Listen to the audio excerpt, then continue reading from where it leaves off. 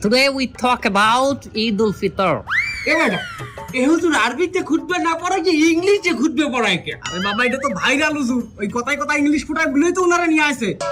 Either namaz, 6 takbir. 6 takbir. Number 1 takbir is hands up. তার কেউ বুঝুক আর না বুঝুক ইংলিশে খুতবে দিতে আছে। আচ্ছা হুজুর মেলা বলতে আছি আমরা, আপনি কয়েন।